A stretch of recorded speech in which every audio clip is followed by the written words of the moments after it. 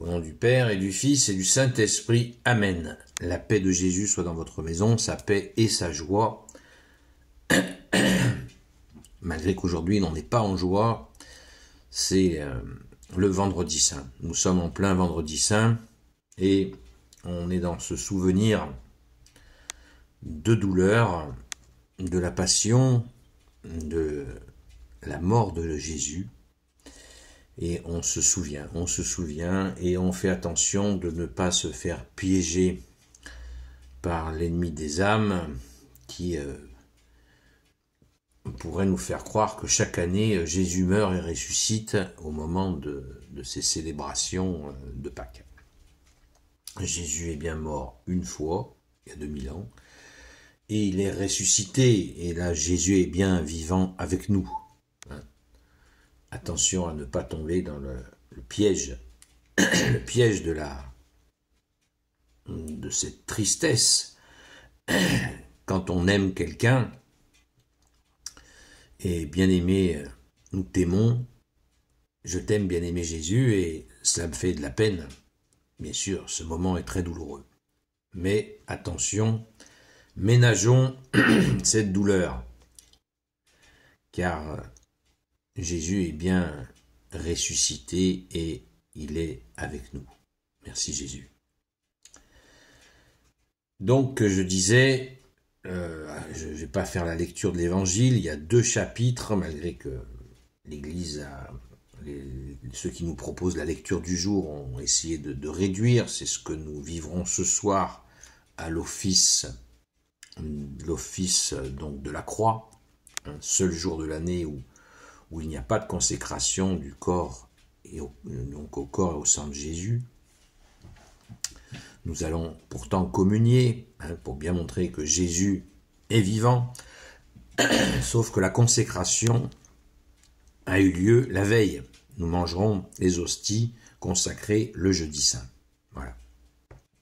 Donc, aucun prêtre sur toute la terre ne consacre aujourd'hui les hosties qui sont transformées en corps et sang de Jésus.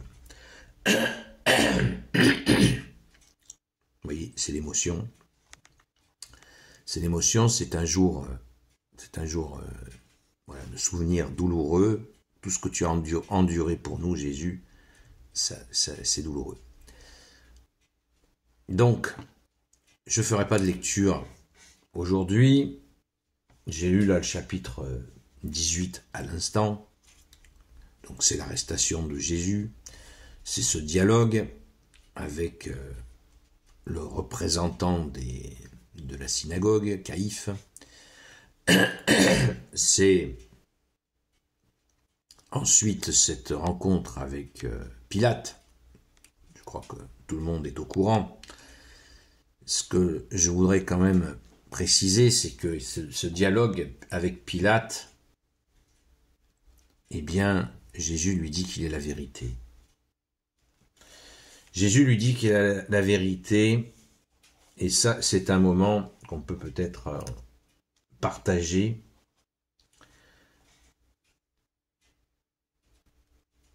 Que ta parole, ô Jésus, entre dans mon esprit, que ma bouche proclame ta parole et que mon cœur l'accueille. Pilate rentre donc dans le palais, pour information, donc les Juifs qui accusaient Jésus ne pouvaient pas rentrer dans le palais.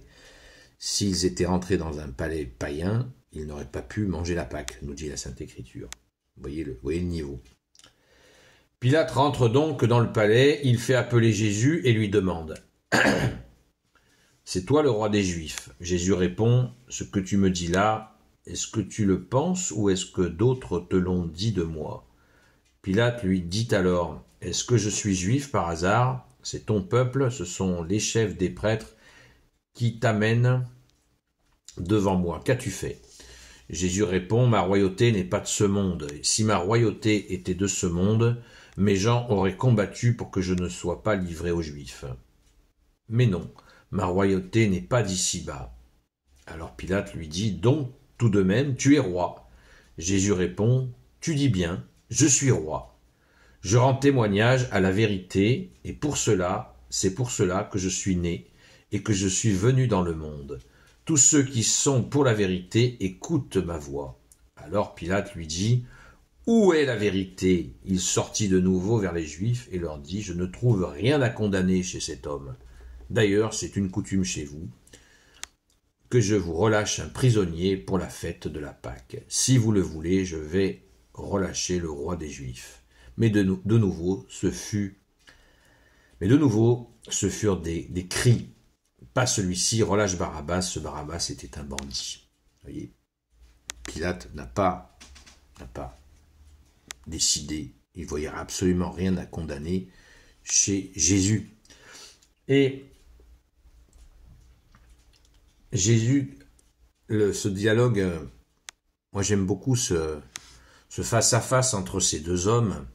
Enfin, j'aime beaucoup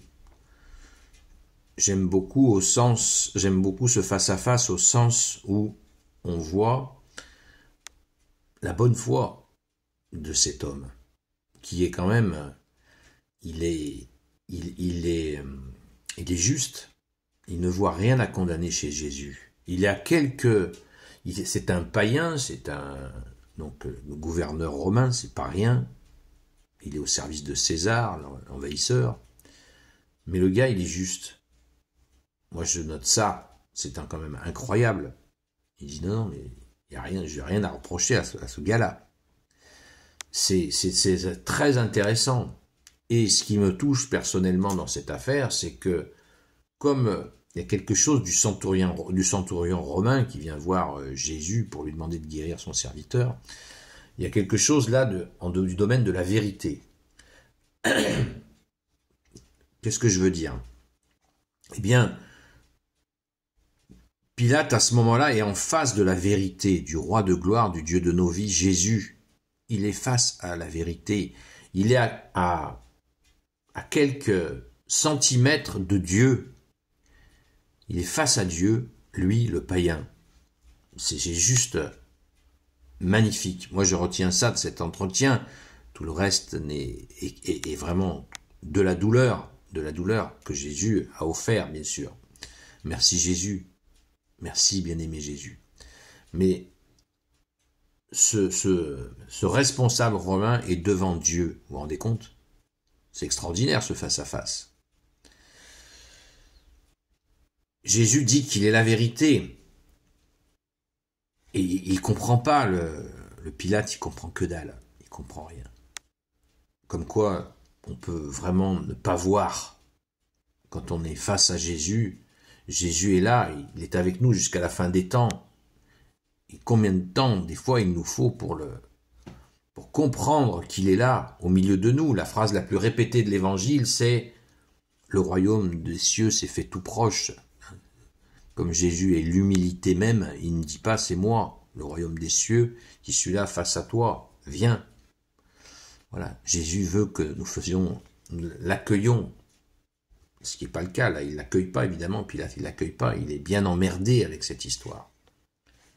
Il est bien emmerdé parce qu'ils vont, les tenants de la religion de l'époque vont tordre le bras à Pilate pour qu'il cède et le fasse crucifier. C'est une extorsion qu'ils ont réalisée. Il ne voulait pas le faire de lui-même. C'est très intéressant à retenir.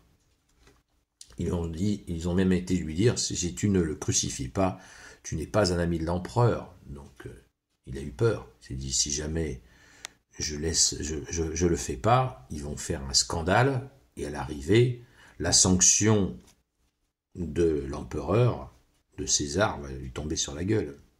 Donc, il s'est exécuté, mais il était très peiné et certainement très en colère contre la malice à laquelle il a participé malgré lui. Ça, c'est un aspect qui me paraît fondamental. Et Jésus, je ne sais pas si vous avez bien entendu le texte, la façon dont notre bien-aimé Jésus lui parle. Il va même, pour lui dire, tu as bien, il lui dit, tu dis bien. Quand Pilate lui dit au verset 37, alors Pilate lui dit, donc, tout de même, tu es roi. Jésus répond, tu dis bien, je suis roi. Oui, Jésus, tu es notre seul roi. Amen. Vous voyez, ce dialogue, on dirait presque un dialogue amical.